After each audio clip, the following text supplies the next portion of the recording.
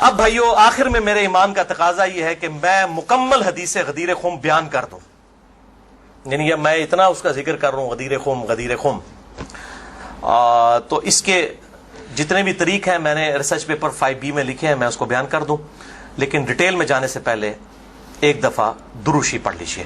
اللہم صلی علی محمد وعلی آل محمد کما صلیت علی ابراہیم وعلی آل ابراہیم انک حمید مجید، اللہم بارک علی محمد وعلی آل محمد کما بارکت علی ابراہیم وعلی آل ابراہیم انک حمید مجید۔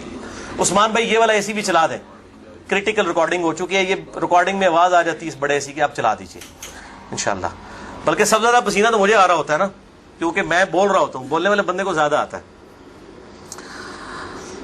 بھائیو صحیح مسلم میں حدیث ہے انٹرنیشنل نمبر کے مطابق 553 آپ صلی اللہ علیہ وآلہ وسلم نے ارشاد فرمایا کہ جو شخص وضو کرنے کے بعد ایک دفعہ پڑھ لے اشہد ان لا الہ الا اللہ وحدہ لا شریک لہ واشہد ان محمدا عبدہ ورسولہ، تو اللہ تعالیٰ جنت کے 8 دروازے اس کے لیے کھول دے گا۔ الحمدللہ، تو جنت کے 8 دروازوں کی نسبت سے میں نے ریسرچ پیپر نمبر یہ 5B واقعہ کربلا کا حقیقی پس منظر 72 صحیح الاسناد حدیث کی روشنی میں، جس میں 150 طریق میں نے اہل سنت کی کتابوں سے جمع کیے ہیں، اس میں 33 نمبر پہ میں نے حدیث غدیر خم کے سارے طریق جمع کر دیے ہیں جو مین تھے، 8 طریق جمع کیے ہیں، اور میں 8 کے 8 یہاں پہ بیان کروں گا، ظاہر تھوڑے تھوڑے الفاظ کے فرق کے ساتھ ہیں، اور پھر انشاءاللہ یہ ہماری گفتگو کنکلوڈ ہو جائے گی انشاءاللہ تعالی۔ 33 نمبر پہ ہے بھائیو غدیر خم کی جو حدیث ہے، اس پہ اہل سنت اور اہل تشیع کا اجماع ہے، یہ حدیث متواتر ہے۔ چند احادیث ہیں جو متواتر ہیں، ان میں سے ایک وہ حدیث ہے جو صحیح مسلم میں پہلی حدیث ہے، بخاری میں موجود ہے، جس نے میری طرف جھوٹی حدیث منسوب کی وہ اپنا مقام دوزخ میں دیکھ لے، بولے اعوذ باللہ تعالی۔ حدیث متواتر وہ حدیث ہے کہ جس کو اتنی کثرت سے لوگوں نے روایت کیا ہو کہ اس کا جھوٹ پہ ہونا محال ہو، یہ صحیح حدیث کی اعلیٰ ترین شکل ہے حدیث متواتر۔ اردو میں ہم متواترہ بول دیتے ہیں، لیکن عربی میں لفظ متواتر ہے۔ اور دور حاضر میں بہت بڑا کام کیا ہے شیخ ناصر الدین البانی رحمہ اللہ، المتوفى 1999 عیسوی، جو محدث اعظم سعودیہ بھی رہے ہیں، بعد میں سعودیہ والوں نے ان کو خیر نکال دیا، البانیہ کے رہنے والے تھے۔ انہوں نے سلسلہ احادیث صحیحہ میں، السلسلۃ الصحیحہ للبانی میں، انٹرنیشنل نمبر کے مطابق 1750 نمبر میں اور 2223 نمبر میں درجنوں طریق، اس کے درجنوں طرق نقل کیے کئی صحابہ سے، سیدنا علی سے، سیدنا سعد بن ابی وقاص سے، سیدنا ابو ایوب انصاری سے، سیدنا انس بن مالک سے، سیدنا ابو ہریرہ سے، سیدنا ابو سعید خدری سے، سیدنا بریدہ سے، سیدنا ابن عباس سے، سیدنا ابو طفیل عامر بن واصلہ سے، سیدنا برا بن عازب سے رضی اللہ عنہم اجمعین وعلیہم السلام، سب سے یہ حدیث انہوں نے نقل کی سارے طریق۔ اور شیخ زبیر لیزئی رحمہ اللہ نے مشکات المصابیح کی تحکیم کے دوران انٹرنیشنل نمبر کے مطابق 6091 نمبر حدیث کے فٹ نوٹ پہ لکھا کہ یہ حدیث متواتر ہے، غدیر خم کی حدیث۔ اب میرے بھائیوں دل تھام کے، آج میں نے کئی ایسی باتیں کرنی جو میں نے ابھی تک کبھی بھی نہیں کی، کسی ویڈیو میں بھی نہیں کی، اور ایون اپنی نجی محفلوں میں بھی نہیں۔ کچھ باتیں ایسی بھی ہیں کیونکہ ظاہر ہے کہ اب محرم کا مہینہ، تو میں اس کو کھول کے پھر ذرا چیزوں کو بیان کر دوں۔ تو یہ 8 طریق میں 1 بائی 1 ڈسکس کروں گا، پہلے 2-3 ذرا ڈیٹیل سے ہیں، پھر ساتھ انشاءاللہ باقی وہی الفاظ ریپیٹ ہوں گے۔ غدیر خم کی حدیث کا پہلا طریق صحیح مسلم میں انٹرنیشنل نمبر کے مطابق 4 طرق ہیں اس کے، 6225 سے لے کر 6228 تک، سیدنا علی کے فضائل والے چیپٹر میں۔ اس کا جو پہلا طریق ہے، طرق کہتے ہیں جمع کو، طریق کہتے ہیں ایک، یعنی جو روایت کی سند چل رہی ہوتی ہے اس کو ہم کہتے ہیں اس طریقے سے آئی ہے، اس وے سے آئی ہے، اس چین سے آئی ہے۔ پہلی چین صحیح مسلم 6225 سیدنا زید ابن ارقم سے، جو سابقون الاولون تھے، انہی کا وہ دار ارقم تھا جس میں نبی صلی اللہ علیہ وسلم دعوت حق بیان کیا کرتے تھے۔ ظاہر کعبۃ اللہ میں تو وہ لوگ نہیں جانے دیتے تھے، جس طرح ہمیں آج علماء مسجدوں میں نہیں گھسنے دیتے، تو ہم نے بھی یہ دار ارقم سجایا ہوا ایک، تو زید ابن ارقم رضی اللہ تعالی عنہ علیہ السلام روایت کرتے ہیں، ان کے پاس کچھ تابعین آئے، صحیح مسلم 6225۔ انہوں نے کہا زید آپ کتنے خوش نصیب ہیں، شروع میں آپ نے اسلام قبول کر لیا، نبی صلی اللہ علیہ وسلم کے ساتھ آپ نے نمازیں پڑھی، آپ کے ساتھ جہاد کیا، آپ صلی اللہ علیہ وسلم سے ڈائریکٹ حدیثیں سنی، آپ کی صحبت کی، آپ تو بہت خوش نصیب ہیں۔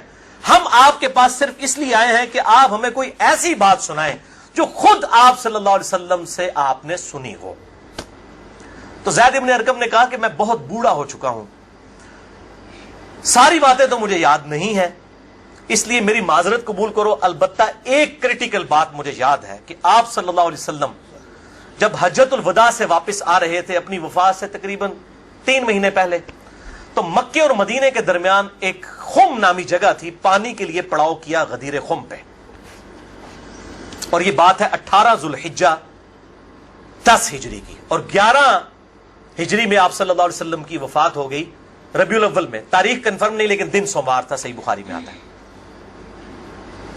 آپ صلی اللہ علیہ وسلم نے خم نامی گاؤں میں اونٹ کے پالان کا آپ کے لیے ممبر بنایا گیا، آپ صلی اللہ علیہ وسلم نے اس پہ چڑھ کر خطبہ دیا، اور الفاظ ہی بڑے کنکلوڈنگ ہیں، ہم نے اپنے منہج پہ بھی لکھا ہوا ہے، اے لوگوں آگاہ ہو جاؤ، میں بھی ایک انسان ہوں، قریب ہے کہ اللہ کا قاصد یعنی موت کا فرشتہ میرے پاس آئے اور میں اس کی دعوت قبول کر لوں۔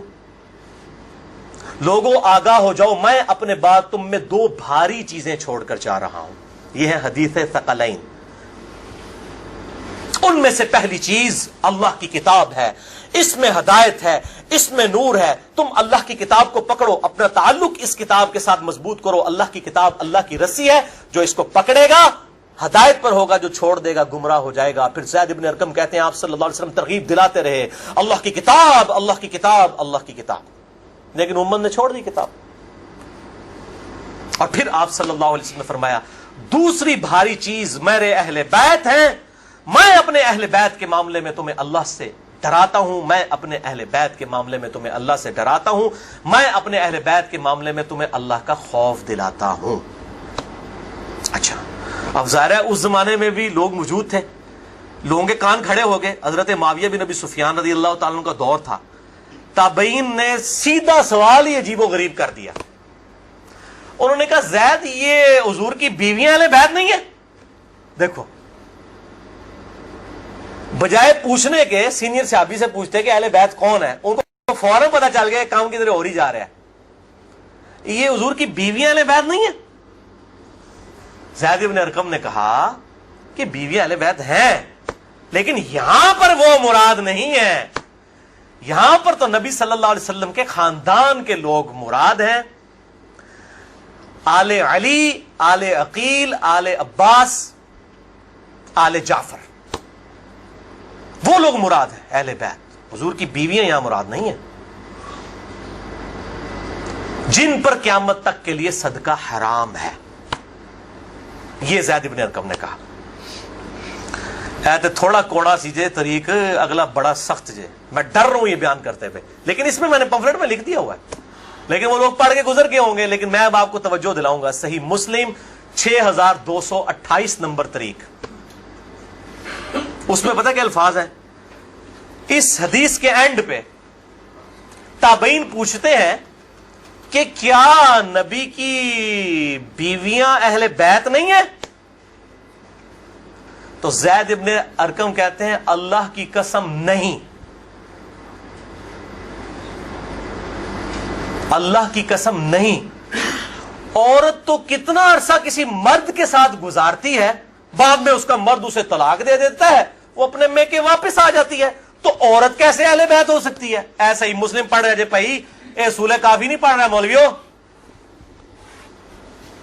صحیح مسلم 6228، وہ کہتے ہیں بیوی کو طلاق ہوئی اپنے گھر چلی گئی، وہ کہاں سے اہل بیت ہو گئی؟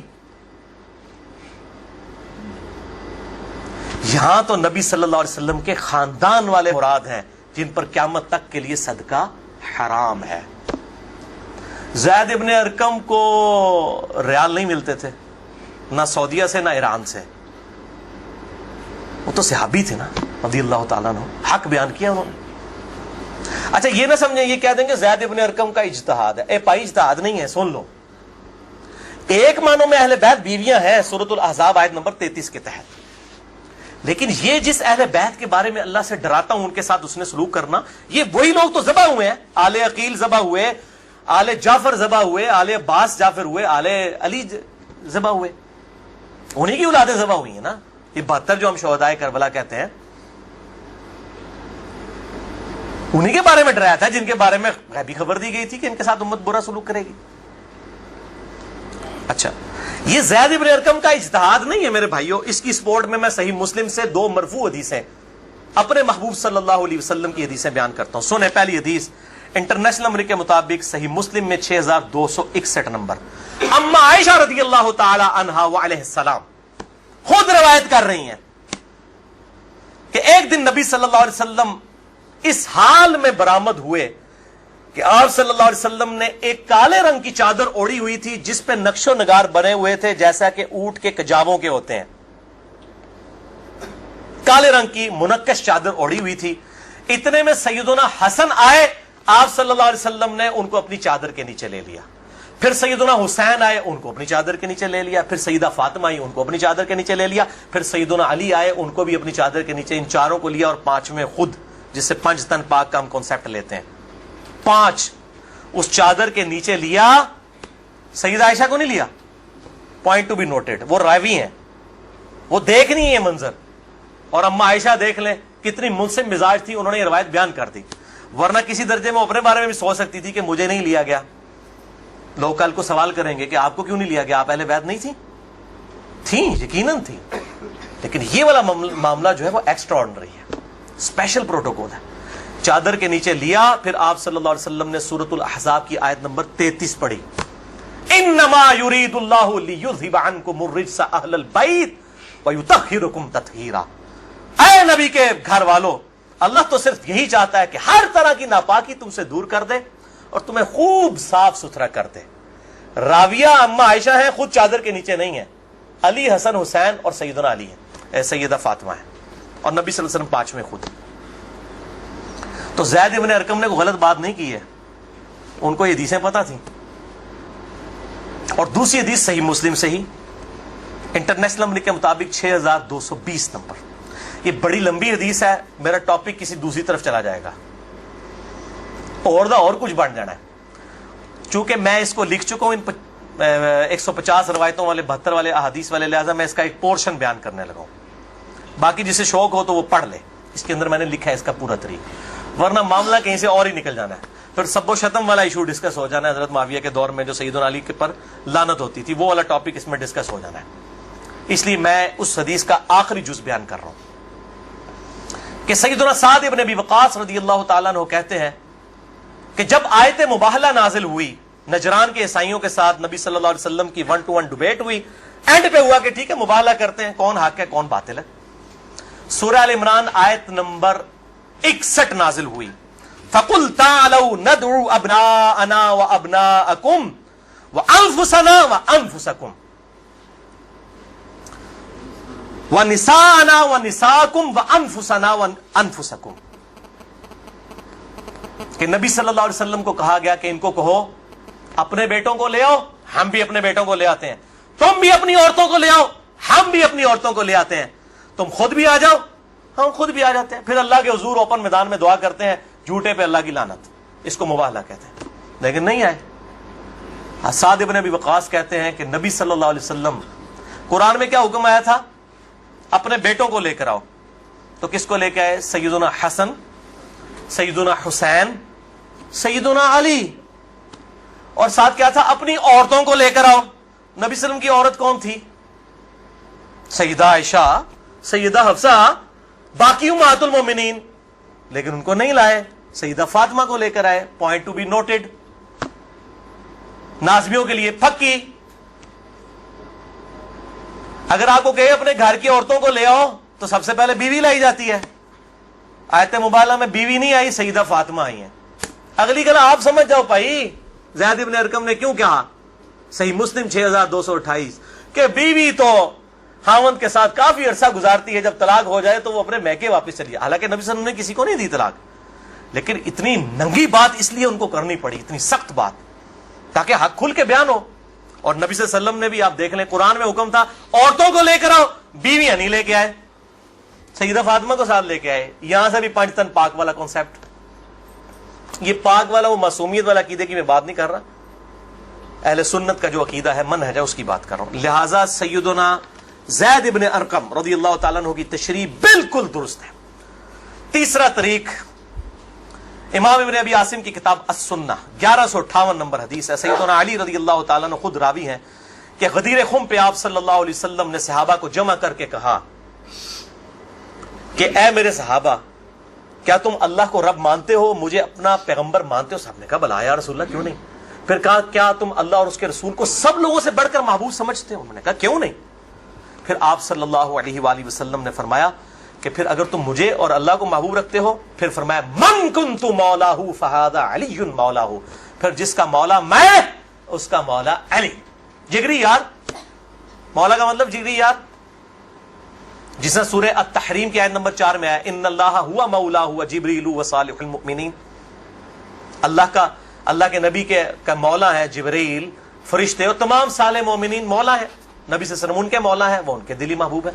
हम अपने मौलवियों को भी मौलाना कह रहे होते हैं ना, दिली महबूब मुश्किल कुछ आगे माना नहीं होता, दिली महबूब, जिगरी यार, बेस्ट फ्रेंड। अच्छा, चौथा तरीक सुनन निसाई अल कुबरा में इंटरनेशनल नंबर के मुताबिक 8478 सैयदना अबू तुफैल आमिर बिन वासिला रज़ियल्लाहु ताला अन्हु, ये वो सहाबी हैं जो सबसे आखिर में फौत हुए हैं 110 हिजरी में, नबी सल्लल्लाहु अलैहि वसल्लम की वफात के बाद 100 साल तक जिंदा रहे हैं। ये अबू तुफैल आमिर बिन वासिला जंगे जमल सिफीन नहरवान में सैयदना अली के साथ रहे हैं। किधर 37 हिजरी में जाके जंगे जमल सिफीन हो रही है और किधर 110 हिजरी में ये फौत हुए हैं। और इनकी हदीसें नबी सल्लल्लाहु अलैहि वसल्लम से भी रवायत हैं और सैयदना अली से भी इन्होंने कई हदीसें रवायत की हैं। वो कहते हैं कि खुले मैदान में सैयदना अली रज़ियल्लाहु ताला अन्हु ने, ये सिफीन का ही मौका था, पब्लिक को जमा किया, अपने मानने वालों को जो साथ थे, शियाने अली, शिया का मतलब है ग्रोह के बंदे। तो फिर उनसे वो हदीस बयान की कि जरा मुझे बताओ ना कि तुम लोगों ने नबी सल्लल्लाहु अलैहि वसल्लम से ये हदीस सुनी थी, तो कई लोग गवाही के लिए खड़े हो गए। फिर वो पूरी हदीस बयान की जो आप सल्लल्लाहु अलैहि वसल्लम फरमाया अन्नबिय्यु औला बिल मुमिनीन मिन अनफुसिहिम, नबी सल्लल्लाहु अलैहि वसल्लम मोमिनीन की जानों पर उनकी जानों से बढ़कर हक रखते हैं और नबी की बीवियां उम्मत की माएँ हैं। इस आयत के तहत ए सहाबा इकराम, ए मेरे उम्मतियों, क्या तुम मुझे सबसे बढ़कर महबूब रखते हो? सबने कहा भला या रसूलल्लाह। फिर आप सल्लल्लाहु अलैहि वसल्लम ने मौला अली का हाथ पकड़ा, यूं बुलंद किया सहाबा में और कहा मन कुन्तु मौलाहु फहादा अलीयुन मौलाहु, फिर जिसका जिगरी यार मैं, उसका जिगरी यार अली भी होने चाहिए, हाथ पकड़कर। अच्छा, अबू तुफैल आमिर बिन वासिला कहते हैं ये हदीस जब मैंने सैयदना अली से सुनी तो मैं हिल गया। मेरे दिल में कलक था कि नबी सल्लल्लाहु अलैहि वसल्लम ने इतनी बड़ी बात की हजरत अली के बारे में और सहाबा इकराम ने, रिज़वान ने गवाही दी। इसमें आगे अल्फाज ये मौजूद हैं कि इसमें ही अल्फाज मौजूद है कि आप सल्लल्लाहु अलैहि वसल्लम ने इसी हालत में कहा ए अल्लाह, जो अली से मोहब्बत रखे उससे मोहब्बत रख, जो अली से दुश्मनी रखे उससे तू भी दुश्मनी रख। ये बहुत बड़ी बात है। अबू तुफैल कहते हैं मैंने कहा ये हदीस, मैं कहते हैं बाहर निकला, मैंने कहा सबसे सीनियर सहाबी शुरू के मुसलमान है ज़ैद इब्न अरकम, वो तो पहले तैयार बैठे हैं ज़ैद इब्न अरकम, वो तो भूलेगा नहीं ज़ैद इब्न अरकम कौन है, तो जमात इस्लामी के स्कूल भी नहीं दारे अरकम भूलणगे, तो दारे अरकम उन्हीं के नाम पे रखे हुए हैं क्योंकि दारे अरकम सबसे पहला घर था जहां नबी सल्लल्लाहु अलैहि वसल्लम दावत तौहीद किया करते थे। ज़ैद इब्न अरकम के पास गए, उनका ज़ैद आप तो साबिकून और अव्वलून में से हैं, मुझे बताएं हजरत अली ने यह हदीस बयान की है और इतने लोगों ने गवाही दी है। उन्होंने कहा तू क्या बात करता है, मैंने तो खुद नबी सल्लल्लाहु अलैहि वसल्लम से यह हदीस सुनी हुई है, मन कुन्तु मौलाहु फहादा अलीयुन मौलाहु, और ए अल्लाह उससे मोहब्बत रख, जो अली से मोहब्बत रखे उससे दुश्मनी रख, जो अली से दुश्मनी रखे। ये वो हिस्सा है जिसका इब्न तैमिया ने इनकार किया मिनहाजुस सुन्ना में। फिर शेख अलबानी ने फिर सफ़ों के सफ़े काले किए हैं कि इब्न तैमिया में जल्दबाजी की आदत थी और मुबालगा आराई थी। सिलसिला अहदीस सहिया 2223 नंबर हदीस के कॉन्टेक्स्ट में शेख अलबानी ने सख्त गिरफ्त की है। अच्छा, पांचवा तरीक सही मुस्लिम में 3713 है, जामिया तिरमिज़ी में 3713। पांचवा तरीक मन कुन्तु मौलाहु फहादा अलीयुन मौलाहु, ज़ैद इब्न अरकम से जाबिर बिन अब्दुल्लाह से रज़ियल्लाहु ताला अन्हुमा। छठा तरीक मुस्नद अहमद में है इंटरनेशनल नंबर के मुताबिक 19321 जिल्द 4 सफ़ा 370 पर। کہ سیدنا علی نے جب پوچھا گواہی دو گے اس حدیث کی غدیر خم کی، تو 30 صحابہ وہاں پر کھڑے ہوئے، اور باقی پوری حدیث وہی ہے سنن نسائی الکبریٰ والی کہ اے اللہ اس سے محبت رکھ جو علی سے محبت رکھے، اس سے دشمنی رکھ جو علی سے دشمنی رکھے۔ تو ہمیں تو بڑا فخر ہے، ہم تو علی سے نہ صرف محبت رکھتے ہیں، علی کے دشمنوں کو للکار رہے ہیں، الحمدللہ۔ تو اللہ تعالیٰ اسی عمل کے سبب، اس عمل کا وسیلہ اللہ کے حضور پیش کرتے ہیں کہ اللہ تعالیٰ ہمیں محبوب رکھے، آمین۔ بھائی یہ غدیر خم پہ آپ صلی اللہ علیہ وسلم نے خطبہ کیوں دیا؟ اس کی میں نے حکمت کئی لیکچرز میں بیان کی، یہاں پہ بھی بیان کر دوں۔ یہ آپ خطبہ حجۃ الوداع پہ بھی دے سکتے تھے، وہ روایتیں ضعیف ہیں۔ غدیر خم اس موقع پر پہنچ کر سب لوگ عرب کے جا چکے تھے سوائے اہل شام کے اور اہل مدینہ کے، اور اہل شام صفین میں سیدنا علی کے خلاف کھڑے ہوئے، اور اہل مدینہ میں جو کچھ لوگ تھے انہوں نے اہل مدینہ کے ساتھ زیادتی کی، کچھ ان کے ساتھ زیادتیاں ہوئی۔ اہل مدینہ اور اہل شام کو اصل میں ڈرایا گیا، کیونکہ واقعہ ہرہ میں اہل مدینہ کے ساتھ ظلم کیا یزید نے، اور صفین میں جو ہے وہ حضرت معاویہ جو فوج لے کے آئے وہ شامیوں کی تھی۔ اس لیے نبی صلی اللہ علیہ وسلم نے حضرت علی کے بارے میں یہ کرٹیکل حدیث وہاں پر بیان کی تاکہ شامیوں کو اور اہل مدینہ کو ڈر سنا دیا جائے۔ یہ اس کی ٹیکنیکل ریزن تھی، یہ کوئی خلافت والا معاملہ نہیں تھا۔ وہ تو بخاری اور مسلم کی متفق علیہ حدیث ہے، صحیح بخاری میں 4460 نمبر حدیث ہے۔ سیدنا طلحہ نے جب پوچھا عبداللہ ابن ابی اوفا سے کہ بتائیے کیا نبی صلی اللہ علیہ وسلم نے اپنا وصی کسی کو منایا؟ انہوں نے کہا کسی کو نہیں منایا، آپ نے ہمیں قرآن پر چلے رہنے کی وصیت کی تھی۔ یہ جو وصی رسول والا ایشو ہے یہ اجماع صحابہ ہے، میں نے پورا لیکچر ریکارڈ کروا دیا ہے، مسئلہ نمبر 55B، وصی رسول کون ہے اور حدیث قرطاس کا تحقیقی جائزہ۔ وصی رسول نہ سیدنا ابو بکر ہے نہ سیدنا علی ہے، بلکہ قرآن حکیم ہے۔ سیدنا ابو بکر کی جو خلافت اسٹیبلش ہوئی وہ اجماع صحابہ تھا رضی اللہ عنہم اجمعین وعلیہم السلام۔ یہ سارے طریق میں جتنے بیان کر رہا ہوں نا یہ آپ کو مل جائیں گے سلسلہ احادیث صحیحہ میں 1750 نمبر شیخ البانی کے اور 2223 میں۔ سیکنڈ لاسٹ ترک 7واں المستدرک للحاکم میں انٹرنیشنل نمبر کے مطابق 4711 زید ابن ارقم سے۔ یہ بڑے خطرناک الفاظ ہیں۔ زید ابن ارقم ڈر جاؤ، زید ابن ارقم کرو جیڑی روایتیں انہوں نے بیان کی تھی ہمیں۔ زید ابن ارقم کہتے ہیں کہ نبی صلی اللہ علیہ وسلم نے فرمایا تھا غدیر خم پر کہ میں اپنے بعد 2 بھاری چیزیں چھوڑ کر جا رہا ہوں، قرآن اور اہل بیت، یہ قیامت تک اکٹھے رہیں گے یہاں تک کہ حوض کوثر پہ آ کے مجھ سے ملاقات کریں گے، قرآن اور اہل بیت۔ یہ حوض کوثر میں ملاقات کر کے کیا لینا ہے انہوں نے؟ بخاری اور مسلم کی حدیث ہے انصار تم پر ظلم ہوگا، صبر کرنا یہاں تک کہ حوض کوثر پہ مجھے آ کے ملنا۔ بخاری مسلم میں حدیث ہے انصار کی محبت ایمان کی علامت ہے۔ انصار پہ ہی تو ظلم کیا گیا، واقعہ ہرہ کیوں ہوا تھا؟ قتل حسین کے بعد انصار کی اولاد نے بیعت یزید کی توڑ دی تھی، اسی کی وجہ سے اس کو غصہ آیا، کہا انصار صبر کرنا یہاں تک کہ مجھے حوض کوثر پہ کیا مٹھائی کھلائی جائے گی؟ نہیں، بخاری اور مسلم کی متفق علیہ حدیث ہے میرے حوض کوثر پہ کچھ لوگ آئیں گے اور میں کہوں گا اصحابی اصحابی، یہ تو میرے صحابہ ہیں۔ ایک روایت میں اسیحابی اسیحابی، تو میرے ساتھی ہیں، میرے صحابی ہیں۔ یہ کیا کرتے ہیں جس طریق میں آتا ہے نا امتی امتی، وہ نکال کے تو بریلوی دیوبندیوں کے اوپر لگانا شروع کر دیتے ہیں۔ اصحابی اصحابی لکھے نا مکتبۃ شاملہ میں، بخاری مسلم میں کھل جائیں گے۔ تو آپ صلی اللہ علیہ وسلم فرماتے ہیں کہ میں جب ان کو حوض کوثر سے پلانے لگوں گا میرے ان کے درمیان ایک دیوار کھڑی کر دی جائے گی اور مجھے کہا جائے گا اللہ کے نبی آپ کو نہیں پتا آپ کی وفات کے بعد یہ لوگ دین سے الٹے قدم پھر گئے تھے، انہوں نے دین میں بدعتیں جاری کر فرماتے ہیں میں کہوں گا سحقن سحقن لمن غیر بعدی سحقن سحقن لمن بدل بعدی، ان پر پھٹکار ہو جنہوں نے میری وفات کے بعد میرا دین بدل دیا، جنہوں نے میری وفات کے بعد میرے دین میں تغیر کر دیا۔ اب یہ ایک اور پنڈورا باکس ہے، اس کو بھی میں یہاں پر کلوز کرتا ہوں۔ جسے شوق ہو میری زندگی کا اہم ترین لیکچر مسئلہ نمبر 96 عظمت صحابہ رد المنافقین اور سنی شیعہ کے اختلاف کا تحقیقی جائزہ اہل سنت پاک.com پر جو ہے وہ دیکھ لیں۔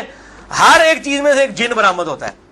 8واں طریق اس سے ریلیٹڈ ہے، غدیر خم کا تو نہیں لیکن ریلیٹڈ ہے، اس لیے میں نے اس کو بیان کرنا ضروری سمجھا۔ المستدرک للحاکم میں انٹرنیشنل نمبر کے مطابق 4628۔ اس جتنی میں حدیثیں بیان کر رہا ہوں شیخ البانی، شیخ زبیر لزئی، امام ذہبی، امام حاکم رحمہم اللہ اجمعین تمام نے ان کی تصحیح کی ہوئی ہے۔ میں کو کار بیک نہیں، عالم ضعیف حدیثیں بیان کر رہا نا جو قواعد اللہ سناولی کرتا ہے، تو بھائی جی 10 گھنٹے نہ مکن حدیثاں، میں صرف صحیح حدیثیں بیان کر رہا ہوں جن کے اوپر اتفاق ہے سب کا۔ یہ حدیث بھی بڑی اہم حدیث ہے۔ ابو ذر غفاری کا غلام تھا ایک ابو ثابت، وہ کہتے ہیں میں جنگ جمل کے بعد حضرت ام سلمہ ہماری جو ماں ہے جو آخر میں فوت ہوئی واقعہ کربلا کے بعد بھی، ام سلمہ ام المؤمنین رضی اللہ تعالی عنہا و علیہ السلام، کہتے ہیں میں ان کو ملنے گیا، اماں نے پوچھا، اماں ام سلمہ ہوتے اگر میں لیکچر دیا نا بنو امیہ کے خلاف جتنی حدیثیں ہیں نا، جتنی حدیثیں ممبروں پہ لعنت کرنے والے کے خلاف، سیدنا علی کو گالیاں دینے والوں کے پر عتاب، سب کی سب ام سلمہ سے ہیں۔ ام سلمہ پہ اگر ایک میں پورا لیکچر دے سکتا ہوں کہ انہوں نے جو بنو امیہ کے خلاف حدیثیں روایت کی ہیں، ام سلمہ نے، نبی صلی اللہ علیہ وسلم کی بیوی، یہ کوئی بریلوی دیوبندی اہل حدیث شیعہ نہیں تھی بھائی، نبی صلی اللہ علیہ وسلم کی بیوی تھی۔ یہاں پر بھی ام سلمہ کو وہ تابعی کہتا ہے میں تو جمل سے آیا ہوں، تو انہوں نے پوچھا کہ بتائیے جنگ جمل میں کیا حال ہوا؟ ان کا اماں میں جنگ جمل میں جو ہے وہ سیدنا علی کا ساتھی تھا۔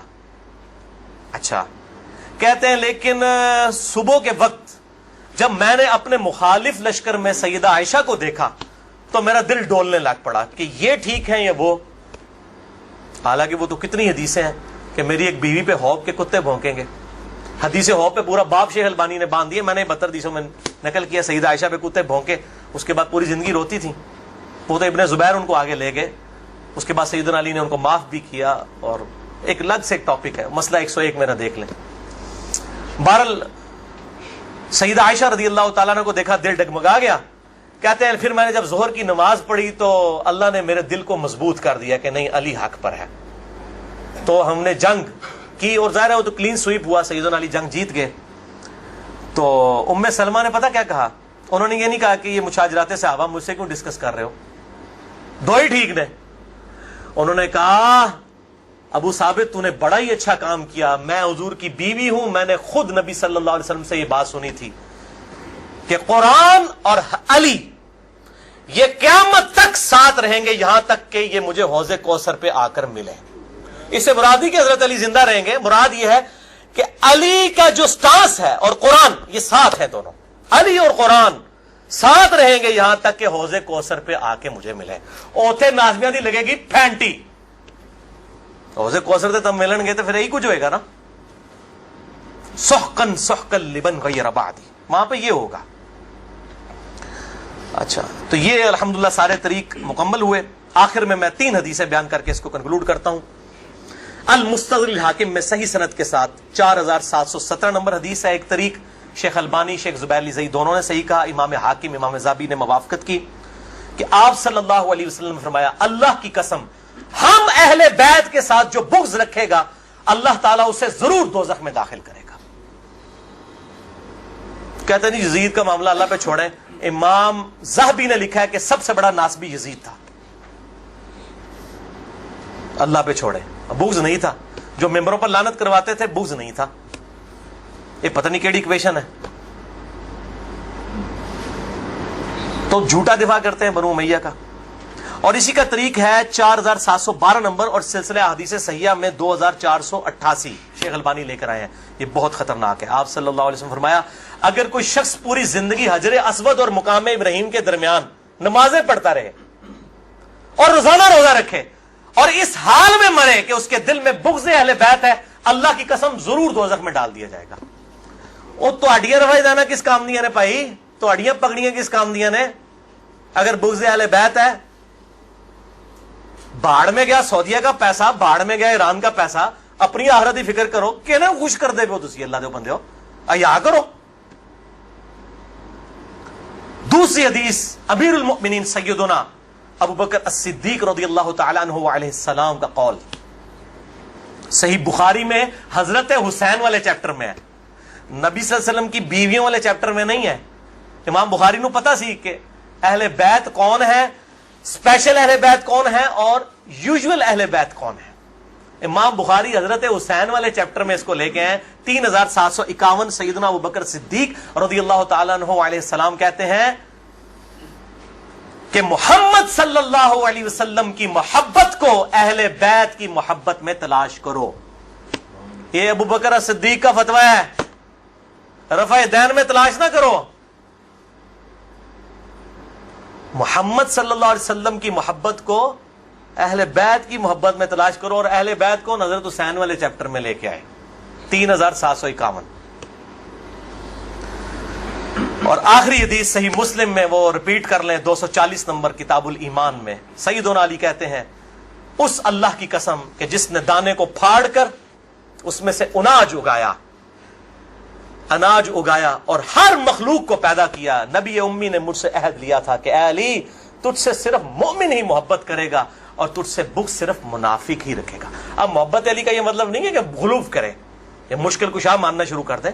مراد یہ کہ جو ان کے صحیح جتنے بھی فضائل آئے ہیں ان کو مانا جائے الحمدللہ، اور ان کے دشمنوں سے دشمنی رکھی جائے. یہ بھائیو اب آج کی گفتگو کنکلوڈ ہوئی. میں آخر میں پھر وہی کہوں گا کہ یہ میرا جو ریسرچ پیپر ہے 5B واقعہ کربلا کا حقیقی پس منظر 72 صحیح الاسناد حدیث کی روشنی میں، اسے ضرور پڑھیں. اہل سنت پاک.com سے research paper number 5B download کریں. میں اپنی گفتگو کا اختتام کروں گا امام محمد بن ادریس الشافعی المتوفى 204 ہجری کے اس مشہور شہر پر جو ان کے دیوان الشافعی میں چھپا ہوا ہے. کسی مولوی کی سند کی ضرورت نہیں، ان کی اپنی کتاب ہے دیوان الشافعی. اور تمام محدثین چاہے ابن تیمیہ ہوں، امام ذہبی ہوں، ابن کثیر ہوں، سب نے اپنی کتابوں میں اس شعر کو نقل کیا ہے. چونکہ میرے پہ بھی فتویٰ لگنا ہے تو میں بتاؤں کہ میں کوئی اکیلا نہیں ہوں، ہمارے بزرگوں پہ ان کے بزرگوں نے فتوے لگائے ہیں. امام شافعی سے بڑا کوئی اہل سنت کا امام نہیں ہے. احمد بن حنبل ان کا شاگرد ہے، اور احمد بن حنبل صرف حدیث میں ایکسپرٹ ہے. امام شافعی وہ ہیں جو حدیث میں ایکسپرٹ، فقہ میں ایکسپرٹ، منطق میں ایکسپرٹ. ان سے بڑا کوئی امام نہیں اہل سنت کا. اور امام بخاری ان کے پوتا شاگرد، امام ترمذی ان کے پڑپوتا شاگرد، اور خود امام مالک رحمہ اللہ وعلیہ السلام کے شاگرد ہیں. دیوان الشافعی میں ان کا شعر ہے ان کان رفضا حب آل محمد صلی اللہ علیہ وآلہ وسلم.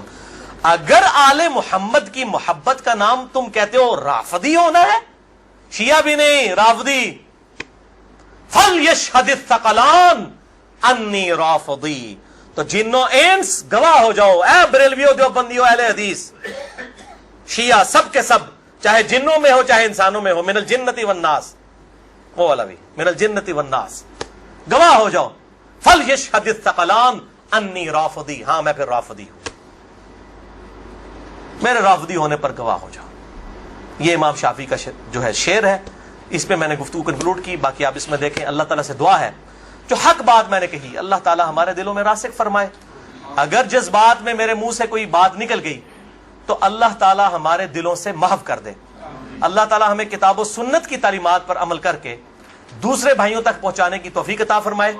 سبحانک اللہم و بحمدک اشہد ان لا الہ الا انت استغفرک و اتوب الیک وما علینا الا البلاغ المبین. درود شریف ایک دفعہ ضرور پڑھیں. اللہم صلی علی محمد وعلی آل محمد کما صلیت علی ابراہیم وعلی آل ابراہیم انک حمید مجید.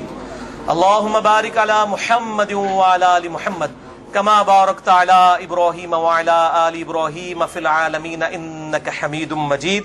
جتنے بھائی آئے ہیں ریسرچ پیپرز بھی لے کے جائیں، اور جنہوں نے سوال کرنے ہیں 10 منٹ کے بعد میرے پاس آئیے گا، کیونکہ میں ظاہر ہے اتنی گفتگو کر کے پھر جو ہے وہ تھک جاتا ہوں. جزاک اللہ خیرہ، جزاکم اللہ خیرہ، وما علینا الا البلاغ المبین. ٹھیک ہے، اسے بند کر دیجیے.